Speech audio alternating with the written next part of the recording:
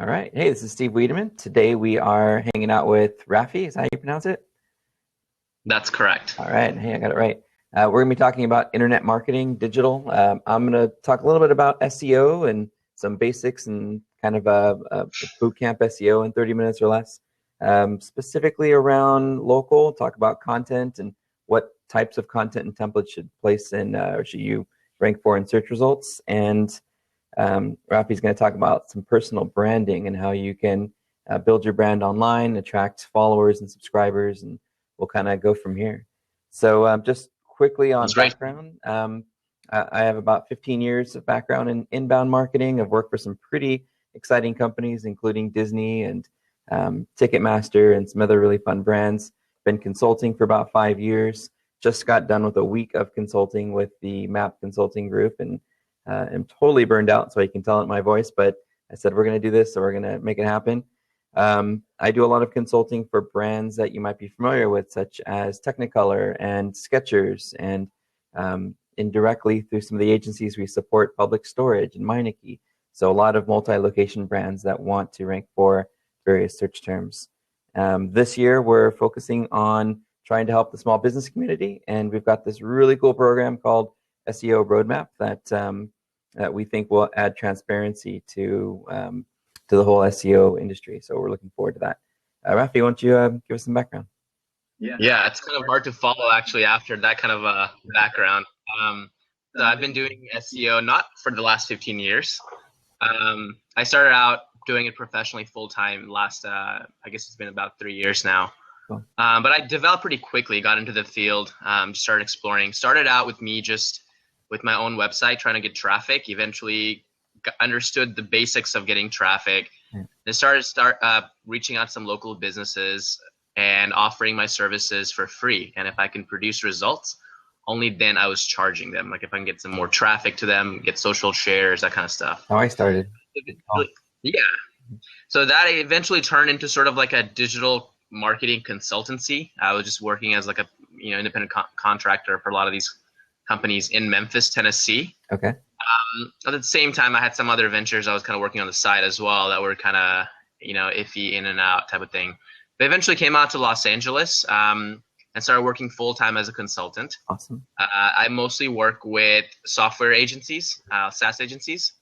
I work with typically startups. A lot of them are struggling to get, quick growth. So I basically present myself as a growth hacker / growth engineer. Most recently, I actually partnered up and we started another company together called Airplane. It's me and a couple of software engineers out of Stanford, okay, and another guy from Harvard with a marketing background. All of us have background in startups, basically. So it's a pretty good team with evenly matched skill sets, and we're focusing on basically growth engineering as a service. So kind of taking the idea of growth hacking and combining it with technical expertise of software engineering and coming up with ways to use technology to essentially automate and growth hack into any business. And for that, we're mostly working with a lot of the people are venture-backed startups or celebrities who are looking to growth hack their social media. What is growth hacking for those people who have never heard that phrase before? Yeah, so I think that there's a lot of definitions out there for what that is, but the way I would describe it is being able to use technology, shrewd marketing tactics, and things of that nature to essentially go from point A to point C without having to go through point B. Gotcha. So the traditional way to grow a business was you create a business plan, you get investors, and you start a business. And growth hacking is, hey, I've got nothing, and I'm going to make this thing happen with a website and some word of mouth and some inbound marketing and other things, right? That would be growth hacking at its most basic form, and we then would combine that with using technology to sort of put marketing on steroids and automation as much as you can, because we think that marketing at this point, we have so much technology at hand, a lot of it can be automated to a certain degree. Sure. Fantastic. Well, hey, that was a long intro. Let's jump into SEO. Does that work for you? Absolutely. Cool. And I think you might have a little bit of a time delay. Are you on a laptop? Okay. Yeah. So you're probably hearing me like 2 seconds later, but hopefully you can handle it. It happens. So we'll talk about some basics of search for those people who have a specific word that they would like to appear for in a Google result that isn't their name. If you're not ranking for your name, there's probably something seriously wrong with your entire online strategy. But for a keyword for sketchers, it might be something like shoe store in Anaheim. For public storage, it might be self-storage or storage facilities or storage units in Anaheim or wherever they have locations. So they'll come to a strategist and say, I really need to show up in these places for these keywords. What do we do about it? And right out the gate, for anybody who's new to search, the first thing we need to do is figure out what needs to be addressed on our website. And Google gives you a lot of great tools, such as their Search Console, which used to be called Webmaster Tools. And you can start there. You can start with the Google SEO Starter Guide. We created a free site called SEOroadmap.org, and you can download a list of checklists to start working on your own SEO. And basically, you perform an obstacle analysis. Where can we fix things on our website to make our site more search engine friendly? And how can we optimize our content to rank and perform better in search results? So one is really thinking about how crawlers access a single version of a page of content on your website. The other is thinking about how your page performs compared to the competing pages. Next, you kind of want to create a baseline. Where am I right now compared to the competition?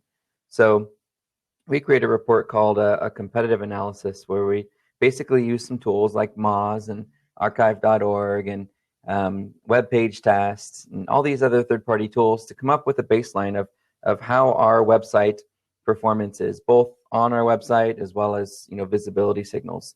We take that and create some columns and say, here's where we are day one. That way we can, down the road, create a Delta report and see how we've improved. Then we want to think about some of the other core ranking factors, right? It's the basics are, one is relevancy to what somebody searched. Two is visibility and how visible is your brand online where search engines can find you off your website. And three is how users behave within search results. Are they clicking on your listing or a competitor's? And are they choosing you and staying on your web page? So thinking about those three basic factors, when we get into creating a strategy, first, of course, is looking at how visible we are, looking at links. So Rafi and I were talking before about some of the videos you saw me throughout online, these cheesy how-tos. And one of them is how to determine where the best link opportunities are going to be. So we like to use tools like ahrefs.com, ahrefs.com, and there's several others. That's just one of them. And what we'll do is we'll dump all of our major competitors, maybe 5 to 10 of our competitors, into that tool. And then we'll create a frequency table to see how frequent a particular link is coming from a certain domain. It might be that all of them are getting links from an auto industry directory. So that's a great way to think about the semantic web and be where our competitors are, so that when Google looks at a list of businesses and you're not on it, you're sort of out in left field. But if you're able to get on those lists and on those websites where they're talking about your competition, then it puts you in more of a semantic relevancy bubble. And that's the goal. So we look at that frequency table and say, here's where 9 of 10 of your competitors are getting visibility. So these might be the best opportunities since so many of your competitors are already there.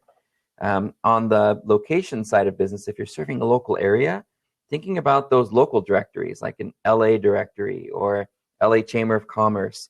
Maybe there's some LA bloggers that might have a blog around your topic that you could get them to talk about some cool thing that you do or that you're interested in. On the industry side, when we're thinking about links, there's going to be industry directories. So for some of those multi-locations, it is specifically storage directories, or for a car repair, it might be a auto MD or a auto directory. Thinking about that gets us referral traffic as well as help long-term SEO. So we'll think about where those opportunities are, list the top ones in that plan, put it off to the side, and move down to what we need to do with our content. So as we're thinking about research and trying to figure out what are the keywords that are really going to drive natural free traffic to my website forever, using that same methodology that we did in Ahrefs, we'll use a tool like SEMrush or SpyFu or another third-party tool. We'll dump in 5 to 10 of our competitors, or if you're really aggressive, put in 20 if you have that many, depending on your business niche. And then run that same pivot table. Where are the most frequent keywords. What are the most frequent keywords among the competition? And then, create a column and start theming what those keywords are. And so you look at it at a very high level. If you haven't done any SEO or search engine optimization at all, taking a look with that column and creating a theme. This theme might be brakes. This theme might be muffler. This theme might be exhaust. Breaking those different keywords into themes to help you decide on what content needs to be added on the website. With a little bit of sorting and filtering, you'll have a nice cluster of specific search terms that serve a user intent. You'll sort them by obviously by relevancy and by search volume, and that top keyword, that focus keyword, that competitive keyword will be your focus search term in your title, likely used sporadically within your web copy. And then you'll use those supportive keywords as subtopics, or in the HTML world, a subheading or an H2, so that you introduce those common themes, but focus your title on the theme that we know is going to be the most valuable in terms of potential search traffic. So from that, you basically create a page in whatever project management system or spreadsheet you're using for each keyword theme, and then you work through the different SEO attributes for on-page. For organic, I don't know how we're doing on time. For organic, those themes, are usually just a video, an image, the file name of the page itself, headings and subheadings, and different focus points that we know search engines look at, analyze, and put into their database to define a page. For local, it gets a little bit different. So if we're trying to rank, and this is kind of an interesting segue into multi-location. If we're trying to rank for a broad search term in a specific city and we have multiple locations, we're going to use our city page, right? So it's going to be locations, California, Anaheim, and we're going to use that city page to optimize to appear in the organic search results. Those are the results that are below the little map pack area. So that organic page will give you a nice little listing, and it'll say, ABC Auto Repair in Anaheim, with a city page that lists all the locations that are in Anaheim. That page will use some of the core keywords that are important to us, like auto repair, brake repair, those search terms that we know generate the most revenue. Since we already have service pages at the national level that aren't likely to appear in organic search results if you have that city page optimized well. The next thing that we'll think about is the property level. So what happens when the user gets to that city page and they click down into the actual location at 123 Front Street, in whatever city. When they get to that page, what's that page for? That's to show up in the maps. That's the page that we're going to submit our business data to search engine aggregators like Axiom and Factual and Localese and Info USA. That's the URL that we're going to submit to directories, and maybe even use third-party tools like Rio SEO or Yext or Brandify, so that they can submit that information all over the web where it belongs, so that Google will find your information frequently and rank your business location, your Google My Business profile at the top of the maps. Now you have two placements. You have your property page in the maps, and you have your organic page in the area below the map area in a search for service and city.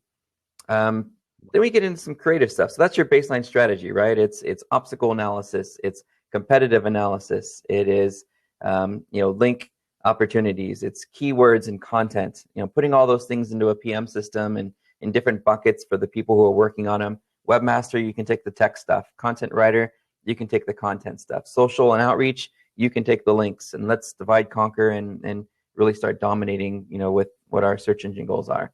But what are some of the creative things that we can do when our competitors are doing the same thing? Well, that's where link bait comes in. What can we introduce on our website that's going to draw naturally links and traffic to our site? One of the tools that we started using recently is called Answer the Public. If you go to answerthepublic.com and you pop in your industry keyword, very short and clear, you're going to get a lot of questions people ask. And those questions are really interesting, but they're not really useful until you put them into a tool like, say, the Google Keyword Planner. And then you do the same exercise you did before when you took SEMrush and SpyFu information, and you start sorting and filtering and organizing by search volume. Now you're going to be placing how-to articles and why-to and where-to that people are going to share and link to and grow your organic search naturally because you're creating useful, linkable organic content. Measuring is the last most important part of what you're doing in SEO. And we like to use Conductor as an industry tool to really help us map the categories of keywords we want to rank for. So Skechers, for example, break down categories for men's shoes, women's shoes, running shoes, kids shoes, so that we can track the performance and ranking and traffic for those categories. Other tools that are available that people discuss a lot online are Raven tools. There's the Moz, Moz.com, Moz.com. They've got a whole campaign structure. Ahrefs, we mentioned earlier, I think they're getting a little bit deeper into campaigns. So there's a lot of great tools that you can use to really measure your performance. And what you're measuring is, of course, ranking over time, not getting obsessed about being number one, but obsessing over the content that is going to continue growing and the quantity of keywords it ranks for, and the amount of traffic it receives over time. And that's from end to end is creating an SEO strategy and tracking it using an industry tool. Kind of went through a lot of stuff. Rafi, anything you think I might have missed or that you'd throw out or question? No, I don't think there's much you missed. I think if anything, there's a lot of things you covered. You might as well have just launched that as the definitive guide to local SEO. You recorded all that. Yeah, no, that's some really good stuff right there. I think I have a couple of questions. I think that maybe the audience might be interested in as well. So I know Google these days is using LSI to figure out, what your web pages are about. How much does keyword density, or how many times the keyword appears in your H1, H2 tags in your permalink, image alt tags, how much does that really matter today? Not as much. Most of those factors are off page now. As the links are becoming less valuable, it's the co-occurrence or co-citation of your name on a page that talks about a given subject. And an experiment or an exercise that you can run is work with somebody who has an older page of content around a specific topic that has a keyword and a title or a description. So what you could do is get them to mention your brand and maybe link to your brand somewhere in the content or with where they mentioned you, and then watch your ranking for that search term. I think you'll notice that more people are starting to link and share, and over time you'll see that ranking move up. So it's really about the external signals now more than about what's on your webpage. And an example, if you want to kind of prove that, is there's a page that I think was it the Oatmeal? I think it was the Oatmeal created. If you do a search for when web design goes to hell, or it goes straight to hell, and it's this funny little graphic on one page, and there's an HTML title, when web design goes to hell, but there's no content on that page, no headings, no subheadings, nothing. It's just a big cartoon graphic, and yet it ranks for I don't remember how many thousands of keywords. And it's got thousands of inbound links and thousands of shares, and everybody's really engaging with it because it resonates with people. It makes them laugh. It's useful. It's funny. So at the end of the day, yes, you can still use that focus keyword in your title and your supportive keywords in your meta descriptions, supportive being the semantic that you were talking about, the LSI. And that's helpful for Google and categorizing what your web page is about, but you're not going to really receive traffic for those, at least if they're competitive keywords, until other websites are mentioning your brand, maybe even copying a piece of content from that page, like a list or a graphic. And as that happens, as those external signals are happening and people are searching specifically for your page and typing in words that relate to your page, and maybe even the keyword and your brand name, because they remember the article and they're looking for that keyword, and then they use your brand name. As those type of user signals happen more and more over time, you'll continue to move up. So I wouldn't obsess so much about the keywords on the page itself, particularly after Hummingbird, the Hummingbird update, where it said, hey, we're not going to give you a result based on your keyword. We're going to give you a result based on what we think your intent is. And your intent's driven by your location, by previous searches that you just performed minutes ago or hours ago, or just your historical Google history. So many different factors that play in. I think it's more important to do what you were talking about earlier and just doing some outreach and getting people to share your content. Absolutely, that makes good sense. There's one point that I don't remember if you talked too much about, which is, excuse me, how much does the age of your domain and the age of your website determine how well you rank for certain keywords? Whether you're doing any sort of SEO work or not. I'm seeing a lot of older websites just rank just because the domain is old. The DA naturally goes up. And these pages start to rank, even if they're not mobile friendly. They have horrible content. They've got spammy backlinks to them. Some of them have like terrible keyword Sure. stuffing, things done. How do these pages still rank so well? It's a great question. There's a lot of variables too. Domain name or domain age itself doesn't matter. You could have a domain and you bought it 20 years ago. If it's been parked, there's no historical information that Google has in its database for keywords that were searched where a listing came up, it was clicked on, goes into their database, and is stored as part of their ongoing trust signal. The domain itself doesn't matter, but if there's been a website on it and Google trusts that domain has served a good result to users over a period of time, then you're right. There is a domain score, and that metric isn't visible anymore unless you're trying to emulate what Google PageRank is, say with Moz tools with MozRank, and but PageRank stopped updating their toolbar thing years ago. So there really isn't a way to measure what the domain, the actual domain PageRank is, but you could use some of those third-party tools and say, make some inferences. Say, Moz says this domain has a domain authority of 50 or whatever, and you can start with that and say, you know what, I think I want to leverage that domain authority to help improve my brand visibility. Now, if you create a page on that domain that Google can't crawl to from the root of that domain that carries all of that high authority, then it's almost useless. And you see a lot of services that sell links on hacked forums on a edu or whatever, simply because that edu has a high domain authority. They think that forum link is going to add value, but the reality is Google can't crawl to that link from the root of that domain, because that root would never link to it, because it's just spam, it's hacked, right? So if you were to get placement or visibility on a page of content that was as close to the root domain as possible, then there's some value there, particularly if the content's relevant to your industry, because now you get referral traffic. People are finding that content useful, they're linking to it, they're sharing it. Now that page's value has much more long-term value to your page than just simply getting a link from a domain that has a high domain authority. I don't know if that answered your question, but it's a kind of controversial topic.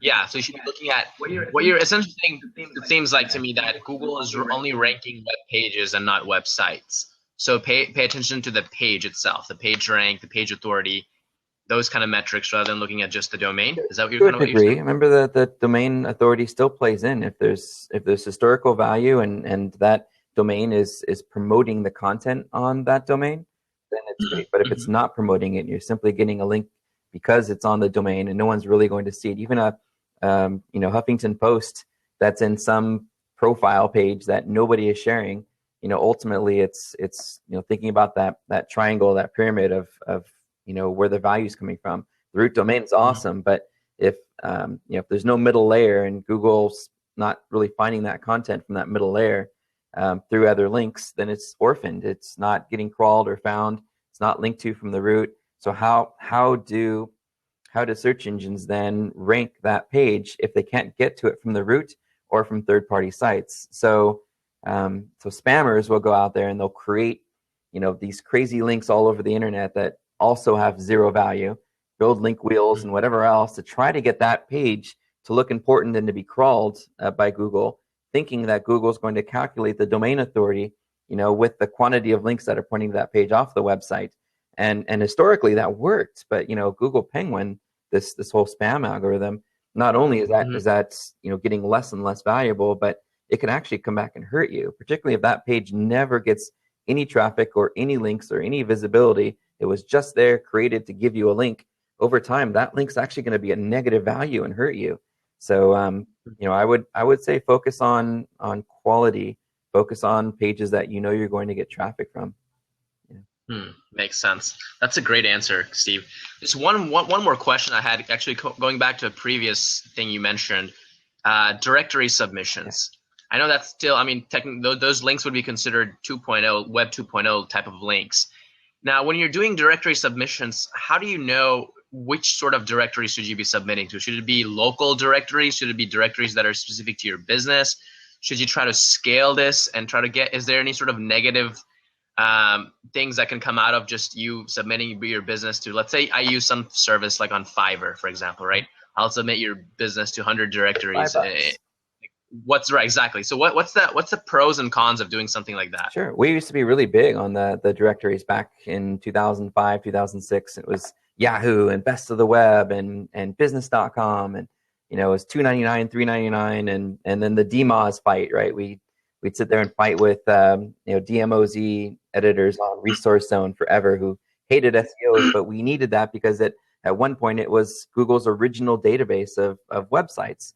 Before they started crawling, they used DMOZ. So directories, unfortunately, are embedded into a lot of SEO's brains as fundamental. And the reality is, for a brand that doesn't serve their local area and have a Google My Business account, there really isn't that much value in directories anymore. And if you look at third-party tools like SimilarWeb or Hitwise or Compete.com, and you look at the traffic going to those directories, it's diminishing. Even Yelp, was hit quite a bit last year, and some of that had to do with their app. But directories just aren't really providing the value for national companies that don't have a local presence. So that being said, for a local business, it's critical to get into business directories, not to be construed with web directories, DMOZ and Yahoo directory, which is gone now, Best of the Web. Those are links from a link directory. It's a page of links that share PageRank, and nobody links to a page on DMOZ that lists a list of lawyers, for example. There's no links to that page except from the root domain. So that root domain's value, as it diminishes and no one's linking to the directory page itself, is just going to die. So I would say, as looking at being a local business owner, focusing on those local directories, because some people do use the local directories. I use OC Now and Orange County Register and pages that list businesses that are local to my area all the time. I bookmark some of them. It's useful. It drives traffic, and it's geo-relevant, so that Google can help me place my listing at the top of the map area. So I think for local businesses, industry directories as well as local directories are going to have the highest impact as it pertains to getting placement in Google Maps, which of course results in being in the universal search results in Google. Is there any easy way to find a collection of these local directories or industry-specific directories easily without manually searching for them? Yeah, I use BuzzStream quite a bit, so I'll run search operators through BuzzStream. Search operators like list of and words, maybe even using site operators, so that I can kind of play around with search queries where I can get different opportunities, and then I go through each one and add it. You could do list of law directories, and you'll find a few. There used to be a really good site that had industries, but for whatever reason it went down. But finding them isn't rocket science. Don't use the Moz list, and I hope Brand isn't watching this, but I was using Moz had a list of industry directories for local search, and what they did is they did that aggregate exercise I was telling you about before, where they showed the frequency of local business directories for a specific area, and all it was really doing was showing web directories or your national business directory, like a Yelp or Merchant Circle or whatever. And as I mentioned earlier, the value of those directories is going down because nobody actually uses them and nobody ever links to them. So I would say, if you're going to find a list, talk with your peers that serve that niche specifically. There's a lot of law firm SEO companies, for example. So I would talk to them and say, hey, I'm doing a study and we're trying to come up with a consolidated list of whatever. Would you be willing to share that if I give you attribution? And we're going to market it and you're going to get visibility from it. And they say, no, that's secret to us. We're not sharing it. Then pay for it. Just say, great, I'll pay for it.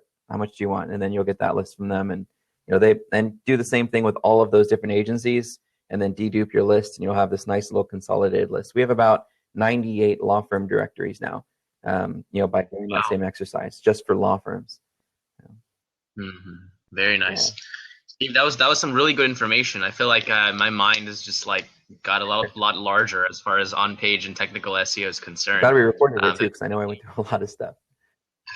Yeah, that was really good. Actually, there's a lot of this stuff actually are techniques that are actually new to me, even never heard of. And if I did hear of, it's just very, a lot of people, when they describe some of these things, they're very blurry about it and not really clear and actionable ways how you can do it. You were very clear as to exactly where to obtain these lists, how to perform it, and if they can't do it, then they'll ask you to do it, right? That's the trick. Well, we just consult, so we're kind of at capacity with our consulting business, but this roadmap that we have has been great. So do it yourself. It's got all the videos and stuff and how we do it. So we're able to finally clone me, which I didn't think I'd ever be able to scale, but we figured it out.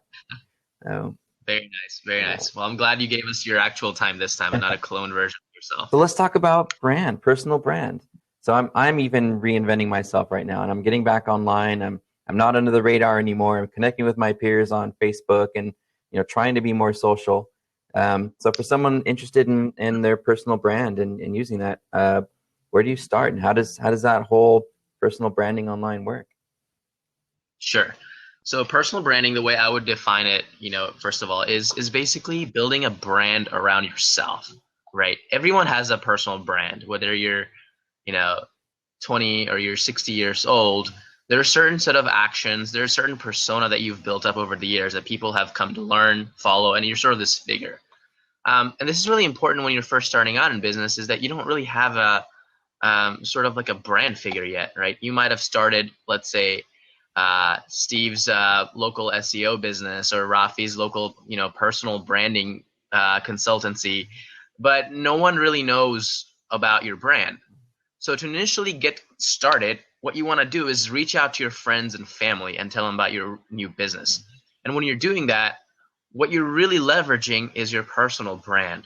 The reason you were able to reach out to these people is because you were connected to these people, right? They know who you are. They've kind of seen you in action. They trust you, and you're selling yourself to these people. So people typically understand that concept, but what a lot of business owners tend to ignore, in my experience, is they don't continue to build that personal brand out further than just their friends and family.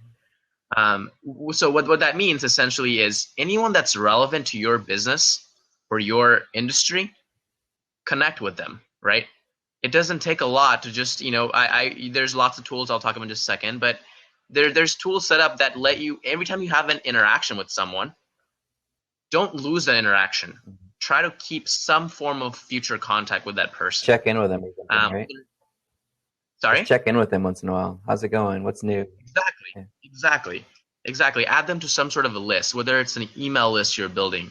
Maybe you're adding them to your LinkedIn. Maybe you become Facebook friends. Maybe you guys are, you have a group on Facebook that you're connecting with a lot of these people on. Add them to your group. Whatever you do, don't lose a network, because networks typically almost always help in some way. And typically the most successful businesses, this is especially true for like consultants and like a one-man type of businesses, the larger their network, the better they tend to do in their business.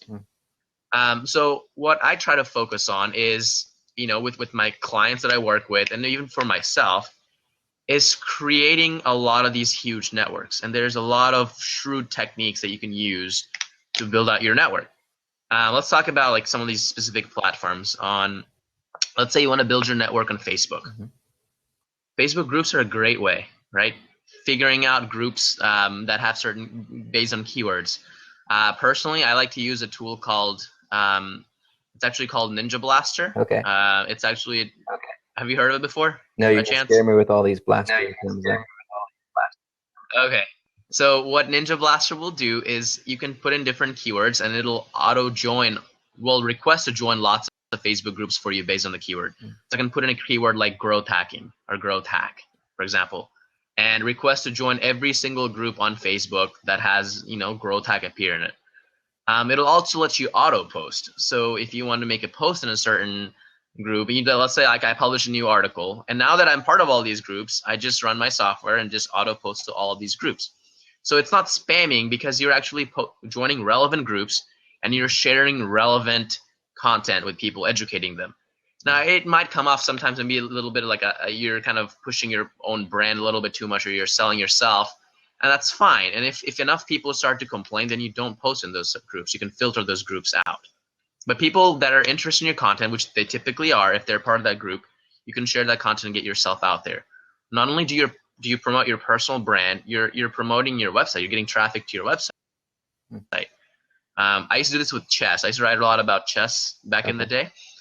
So I would join these, I'm part of like hundreds of maybe even thousands of groups on Facebook. And then I would write an article and I'll blast it out to all the chess groups. And I would get like literally like 8,000 visitors to my site that day just from that blast, all interested, commenting, sharing, that kind of stuff. So you can replicate this entire strategy on any niche. So on Facebook, going back to like, building the brand out, just start joining groups. Start engaging in these groups, and start adding those people. Anyone that ever comments on anything that you post, add them. They're likely to follow you. And so what happens when you run out of room? Facebook allows you 5,000 friends. Make another account, right? Get another Gmail address and make another account. And Facebook typically will approve your second account as long as you can, verify your name. So for me, I have multiple Facebook accounts. I have like 5 or 6 Facebook accounts that I maintain that are all these large groups. Each group is dedicated towards a particular niche. So I have groups that are just SEOs. I have groups, I have an account I'm friends with just internet entrepreneurs in general. I have one for my personal use. I have a personal Facebook account. So you can start to really build these Facebook profiles out. And this is also a good way to get traffic to your public figure page. How do you manage all of that? How do you manage all of that? Virtual assistants. You don't need to manage these things. You need to use virtual assistants to automate a lot of these things. So I have people that all they do is I post content from my personal account, and then they take that account, they take that content and post it in all other social channels that I have. You can do some of this stuff with something like Hootsuite maybe, but there's lots of limits, and I don't think it lets you share between 2 personal accounts. So you're gonna have to use virtual assistants, and you can hire them for $2 an hour, and they'll do this for you every day. It's gonna cost you like $10 a month to just have all of your content curated to all of your social channels on the web. So the idea is that if you're gonna take your time to create content, why not get it out, get the maximum reach that you can for each piece of content? Which, as you know, even in SEO, it's especially true, is that you should spend maybe like starting out 20-30% of your time creating the content, and 80% of the time should be spent in promoting the content. So what we're seeing is that content gets promoted a lot better if you have a large social network or a large following around your brand. And some of the best examples on the web, you'll see people like Pat Flynn, right? Huge following. No matter what Pat creates, it gets out there. John Chow does a really nice job of this. Brian Dean does a very nice job with Backlinko. If you see the comments on some of these posts, it's crazy. And the funny thing about Brian is he's only got like 100 posts on his website, and from that he's getting all of this kind of traffic because he's so good at ranking those posts and getting them out there. Neil Patel does an excellent job of personal branding and just creating a community around the brand. So you can look at these people as examples and just try to emulate what they're doing, right? Their strategies are different on every platform, but it works. They have huge followings. So that's just kind of the Facebook strategy. Is there any other particular platform that you want me to hit on besides Facebook? Echo for some reason. If you want to mute on yours, I probably won't have that echo. Yeah, I know, but I can hear you fine. A little feedback. That's okay. We'll keep going. Oh, okay. So I know there's a lot of niche networks. Real estate has Active Rain. For B2B, of course, you're going to be in LinkedIn. If you're local and you're trying to promote yourself, to your local community and to your high school friends and to your college friends, you're definitely going to use Facebook, I think, as the medium to try to build awareness. I'm trying to think of if there's any other specific networks. I know Twitter's changing quite a bit, and they're allowing more characters, and they're questionable about where they're going to be in 5 years from now. But I'd say the big ones, unless you disagree, are probably still Twitter, LinkedIn, Facebook, and I think Instagram is going crazy. And this Snapchat thing, I mean, they changed their business model recently, and I see comedians and travel friends that I have that are like, hey, if you like this stuff, you should really see my Snapchat. And I'm like, I looked at it the first time it came out and just never went back to it. And I guess I have to reintroduce myself to it. And then there's Periscope, and there's this new Blab that we're on now, and there's all these different mediums for getting in front of people. And I would say, how do you find a fine balance between where to go live and where to publish and how to share. I know there's tools like Sprout Social and Hootsuite and so forth that allow you to distribute your social content, which annoys people a little bit unless you change it up a bit, since those people follow you across different networks. If Lee posted the same thing, Lee Abamonte, the travel guy I follow, if he posted the exact same thing on Instagram as he did on Facebook, I would unfollow one of them because it would just be redundant to me. But if he posted something different and he shared and did a longer feature about that particular visit in Facebook, and the pictures were a little bit more specific and less content, then I'd probably follow both. That way I can kind of see the two. But how do you decide on one, which networks to be in, two, how to distribute efficiently, and three, what your distribution schedule looks like? I know, especially with Instagram, there's certain times and days that tend to get more engagement than others. Right. To figure out the platform, it really depends on your business. If you have a food business, you should definitely be on a thing like Instagram and Pinterest. If your business is primarily B2B, you need to be on LinkedIn. If you're primarily in a B2C space, you need to be on very active on Facebook. It just comes down to where your customers are. You need to reach them in the medium that they best want to be reached. And you need to reach them in ways that your competitors are not doing either. So if all your competitors are putting all their dollars in Facebook ads, maybe you can consider YouTube ads, right? It just depends on what's the best way to reach them. As far as the content is concerned, sharing on multiple platforms, what I've seen is that yes, I definitely, there's people could unfollow you if they're seeing the same thing, but what matters is the presentation, right? How you present your content on Twitter is not the same way you'd present the same post on Facebook. You can have the same blog post, but on Twitter, maybe you can change up the feature image, right, that shows up. So it's a little different. And Twitter gives you all sorts of restrictions on how you can show it anyway. On Facebook, maybe you have a different picture, right? You have the same thing on Instagram. Maybe you don't post the entire blog, but you just post the picture, the feature image, and then no links, nothing like. Oh, actually, Instagram does it allow you links even? I don't think so, right? It'll post the URL, but it won't be an Ahref tag. Right, exactly. So the same content can be presented in different ways. As far as how to efficiently do this, I'm a huge believer in virtual assistants. The reason I connect with so many people on the internet, I'm connected to half of India, I feel like sometimes. It's because it's a really good way to growth hack your business and automate a lot of things at a really low cost. Typically, I work with virtual assistants at a price of between $1 and $2 per hour. I mean, that's the cheapest, you can get anyone. It's like hiring, a set of tools, right? Because they'll manually do this stuff for you. So I'm a huge believer in getting virtual assistants to do these sort of repetitive type of tasks that you're posting somewhere and you don't have a tool that auto posts all these kind of stuff and you need to change the content up a little bit. Virtual assistants are amazing for that. When you have that many profiles and that many posts, what happens on a day where you get 1,000 different people asking you questions about it in that network? Do you have them answer for you, or how does that work? I still reply to all questions and things like that on my own Facebooks and Twitters and stuff. Well, I don't check my Twitter inbox personally, but Facebook I do for sure. I don't get hundreds of questions. It's not that many. Typically, on average, I get maybe 10 emails asking me different things about SEO and digital marketing. And then I get maybe about 30, 40 messages maybe on Facebook. But I spend a lot of time, I have my Facebook pulled up and I'm kind of working, from home typically. So it's not that difficult for me to reply to some of these questions. My phone's going crazy over here. So, that's awesome. As long as you can manage it. That's my challenge. I'm working about 18 hours a day right now. So for me, being social isn't as much of an option as I'd like it to be. But if I were to use someone like a virtual assistant, my fear would be that somebody would comment or say something, and the virtual assistant would reply on my behalf, and then it loses its authenticity. I suppose the syndication of it's fair, right, but the engagement of it should always be authentic, right? So. You should not allow them to make comments in the post. You should do that yourself.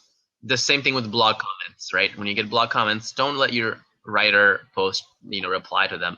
You should reply yourself, because then, like you said, you lose authenticity. So building a personal brand. So you're starting with your friends and your family. 2, joining all the social networks, setting up groups in Facebook, creating Twitter lists in Twitter, adding really fun, probably ego boosting names in Twitter for your Twitter list. So they see, hey, you've been added to expert or whatever. Yeah. For Google Plus, if it's So still around circles. yeah. So what else and what's the next step? So you created all this stuff and you got all these groups and all these circles, all these lists, and you're pushing. What's next to build your personal brand, or just rinse and repeat? Yeah, definitely. The first thing you want to start with really before all this stuff is I personally would start with a blog. Without your blog, you don't really have a voice on the web. Social is great, but your blog is where your real voice is. So I would create a blog ideally with my personal, with my actual name as the domain name. So I personally have rafichowdhury.com. From that, then you have a place to create content, and then you have a reason to share that content on social media because it's your own voice. You're just using different microphones to shoot it to different channels. And the thing with blogging is that one of the easiest ways to really build up your brand initially is guest posting, right? Relevant networks, because then you have a reason to connect with these people. So I'll tell you one of my growth hacks I use on Twitter. I realize you don't really need to unfollow people. You don't need to unfollow anyone really at any point. You just need to keep following more and more relevant people. So what I do is I go to influential accounts on Twitter. Let's say your account, for example, where you've got a ton of followers that are very interested in SEO. I would first follow all the people that you're following, because if Steve is following them, they've got to be important. They cannot be just some random people. And I use a Chrome extension called Twitter Follower. And all you will do is just scroll all the way down to the bottom of the list and just press a button, and it'll just follow everybody automatically. And you do this every day, once a day. I mean, again, Twitter I don't know exactly what their metrics they use, but it's a ratio of how many people follow you back, how quickly they follow you, the quality of the followers, all this kind of stuff. But on average, you should be able to follow, they stop you after a point, but you should be able to follow a ton of people every day. And what we're seeing is about a quarter of those people will follow you back as long as they're relevant people. So you don't really need to do a lot of these other things on Twitter. Just start following people. And I grew my Twitter to 130,000 followers just using this strategy in the last 2 years. So that's the Twitter strategy. On LinkedIn, it's all about following local people and following people in your niche. So put in a keyword. So I use a keyword like growth engineering or growth hacking, and I click second degree, and I just start adding all those people. Because LinkedIn, the strategy is that, you just don't want people to not accept your request, because if you do, then LinkedIn will start to block you. And I've been blocked before several times on LinkedIn. I think when I had 3,000 connections, I got blocked. When I got to 5,000, I got blocked again. But I just emailed them back and saying, hey, I'm trying to network. I'm an open networker on LinkedIn, and this is what I do, blah, blah, blah.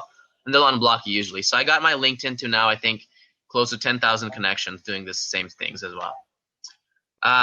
So I already talked about Facebook. And again, one thing with Facebook, again, is that when you could get blocked on Facebook from adding people at some point. But in this case, I have a simple JavaScript I use, which just unfriends all or deletes all my friend requests with one click. So you added like 300 people, and a lot of them didn't add you back. Instead of manually, canceling your list, just use this script, and I'll give this to you if you guys want, to delete all your friend requests at once, and then start again. Because this way, you're doing things that most people in space are not doing. They're trying to focus on getting Facebook ads to get likes to your page, while you're just personally connecting with these people, and then using a simple JavaScript to invite all your friends to like your pages. Right? You're doing the same thing, all organic. You're not spending a single dime. You're still getting targeted likes to your Facebook page. And these people didn't start to engage with you. And it's really important to use virtual assistants to automate a lot of this stuff, because like you said, it can get very overwhelming. So you train them as to the type of content you want to create, and then let them shoot the content out there, and then you reply to your comments and things like that. This way you're building up your brand. And you mix that with your blogging. Do you do that with your personal Facebook? Do you do that with your personal Facebook? On my personal, they post like a lot of it. I mean, even my personal Facebook, and like 80% of it, I would say, is automated as far as what content I create. So I use things like ifttt.com. I don't know if you're familiar with that website, to curate certain content from the web and share it. I do things like as far as my actual posts, like I'll put images and quotes. Those are all my virtual assistants do that. I don't really do a lot of that kind of stuff. They'll create the images, they'll watermark my logo on it, they'll post it, and then they'll share and all their other rest of things. When the comments come in, then I reply if I feel like it needs a reply.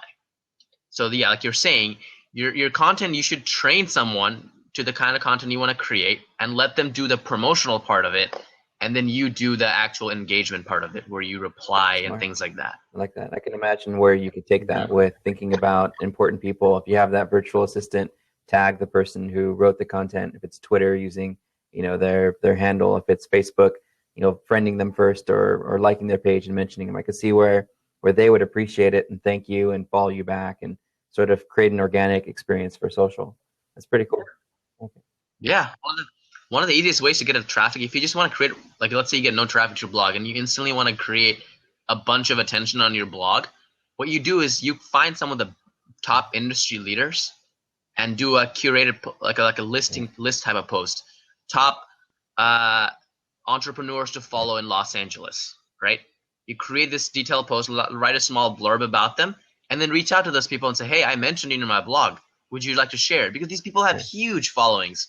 And instantly you get this surge of traffic to your blog, and all of a sudden now people know who you are, what you do, and boom, there you go. Though, right? One of my friends. You got to be careful with that.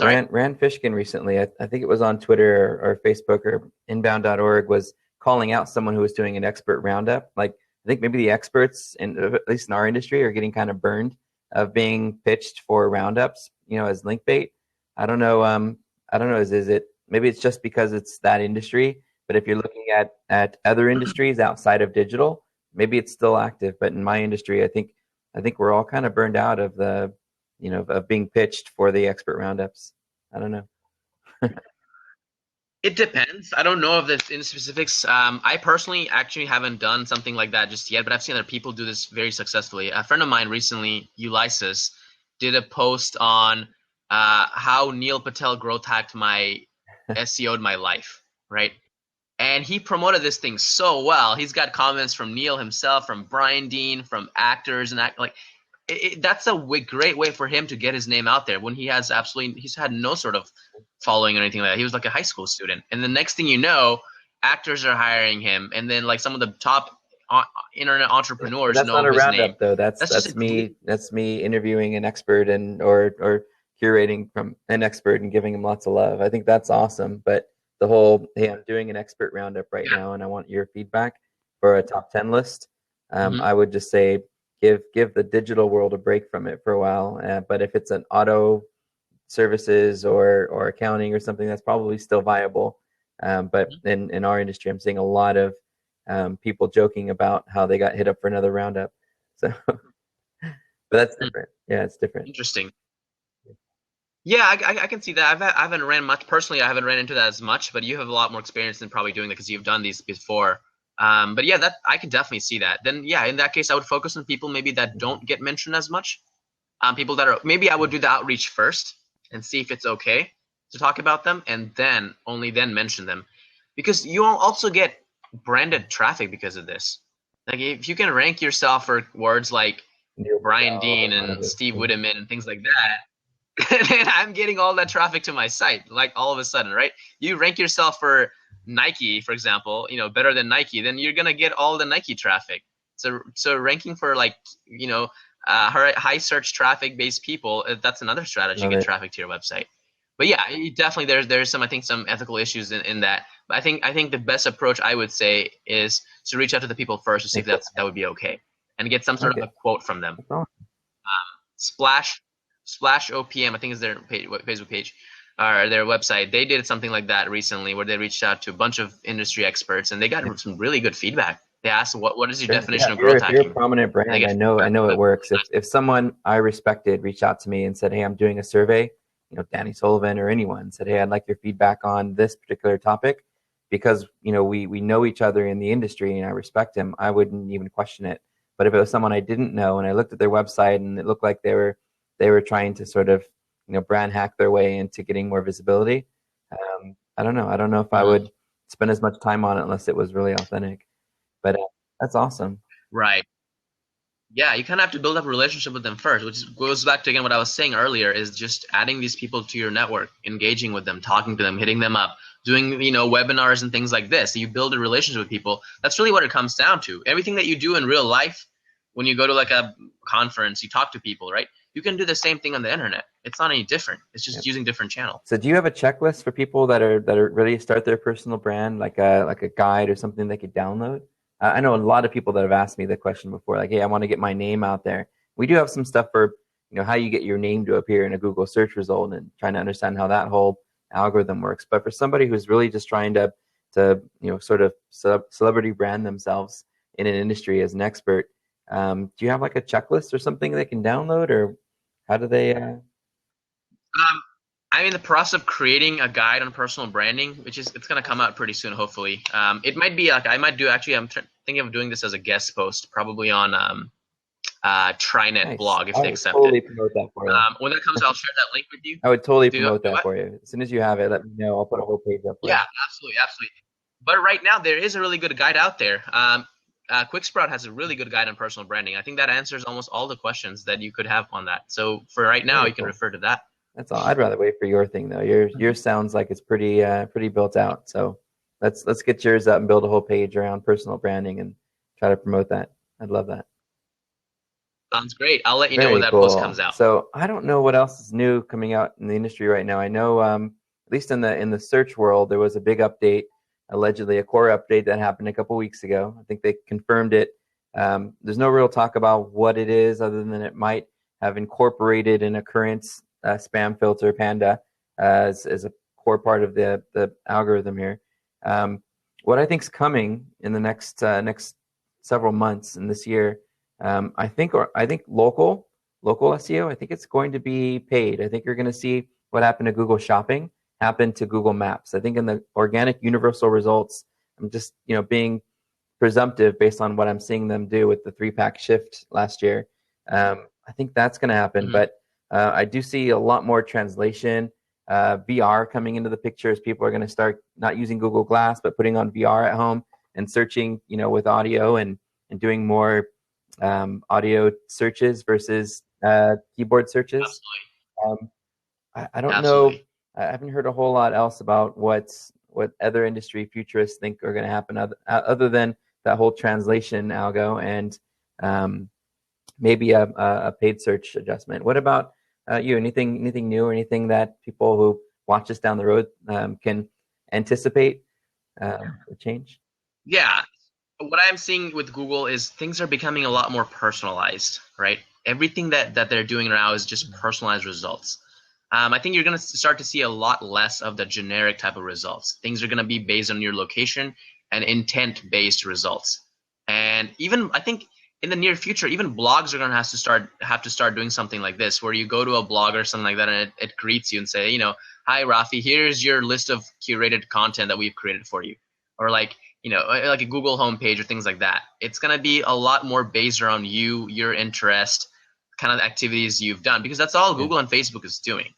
They're collecting as much data about their users as possible. To compliancy too. Have you noticed this? Last year with HTTPS, EU is now forcing if your site takes cookies to put a cookie message on. So thinking about things that are happening, other places, I envision probably like you do, like that we're going to see a lot more migration to HTTPS, a lot more cookie warnings, a lot more notifications that said this site would like to use your location. Do you approve? I think we're going to see a lot more of the compliancy become standard rather than just politeness. Absolutely. I definitely see that coming as well. Yep. Because right now, a lot of our data is collected like on the internet. If you get anything out there on the internet one time, how do you get it retracted even, right? You get something out there that, how do you get rid of it? It's just out there forever now. I think there is going to be a lot more regulations that are going to be coming on, like, how things get shared, the legalities of it. I do see that becoming a bigger and bigger thing in the near future. Well, we totally got to do this again. This was fun. And I know there's going to be a lot of cool stuff going on. So anytime something's hot and you want to get on a call and just do this, I'll send you a link to my calendar. Feel free, just throw yourself on there and let's jump on and do a podcast. I think it'd be fun. Sounds great. Yeah. I really enjoyed it as well. You've got some Cool. great For the few stuff to people share with us. that jumped in and out here, thanks for hanging out with us. I think a few people just kind of see what was going on. We'll do more of these, and I'll definitely make sure I put a link up so that when we do these in the future, that we've got a place to send people. Awesome. Well, thanks. Sounds I'm gonna great. stop recording, I and enjoyed it. we'll go from there.